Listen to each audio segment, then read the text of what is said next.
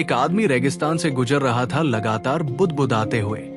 कितनी बेकार जगह है ये, बिल्कुल भी हरियाली नहीं है, और हो भी कैसे सकती है। यहां तो पानी का नामो निशान भी नहीं है। तपती रेत पर वो आदमी जैसे जैसे आगे बढ़ रहा था, उसका गुस्सा भी बढ़ता जा रहा था। अंत में उसने आसमान की तरफ देखकर झल्लाते हुए कहा, क्या भगवान, आप यहां पानी क्यों नहीं देते?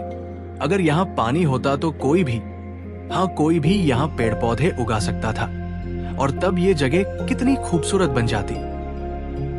ऐसा बोलकर वो आसमान की तरफ देखता रहा, मानो वो भगवान के उत्तर की प्रतीक्षा कर रहा हो।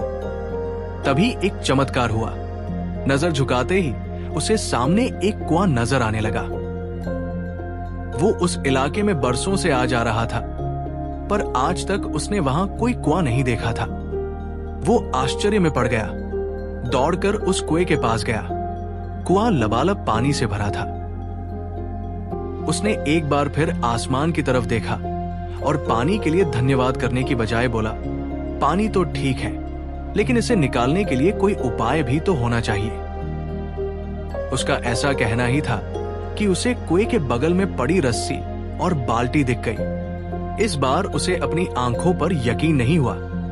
वो कुछ घबराहट के साथ आसमान की तरफ देखकर बोला, लेकिन मैं ये पानी ढोगा कैसे? तभी उसे महसूस होता है कि उसे पीछे से कोई छू रहा है। पलटकर देखा तो एक ऊंट उसके पीछे खड़ा था। अब वो आदमी एकदम घबरा गया। उसे लगा कि कहीं वो रेगिस्तान में हरियाली लाने के काम में फंस ना जाए। इस बार वो आसमान की तरफ देखे बिना ही बहुत तेज कदमों से आगे बढ़ने लगा। अभी वो 2-4 कदम आगे ही बढ़ा था कि एक उड़ता हुआ कागज का टुकड़ा उससे आकर चिपक जाता है। जानते हो उस टुकड़े पर क्या लिखा था? उस टुकड़े पर लिखा था, मैंने तुम्हें पानी दिया, बाल्टी दी, रस्सी दी, पानी ढोने का साधन भी दिया। अब तुम्हारे पास हर वो चीज है जो रेगिस्तान को हरा भरा बनाने के लिए चाहिए। अब सब कुछ तुम्हारे हाथ में है। आदमी एक क्षण के लिए ठहरा और अगले ही पल वो तेजी से आगे बढ़ गया, और रेगिस्तान कभी हरा भरा नहीं हो पाया। जानते हो क्यों? क्योंकि इंसान की आदत है शिकायत करने की। वो अपने अधिकार बखूबी जानता है, पर कर्तव्य नहीं।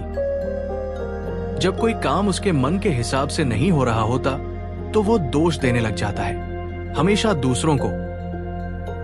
कभी वो किस्मत को दोष देता है, कभी भगवान को, कभी माँ बाप को, कभी सरकार को। दोषारोपण के चक्कर में वो इस बात को भूल जाता है कि इंसान के अंदर वो शक्ति है कि अगर वो चाहे तो अपने हर सपने को पूरा कर सकता है। हाँ, अगर वो चाहे तो। फिर मिलेंगे दोस्तों अगली कहानी के साथ।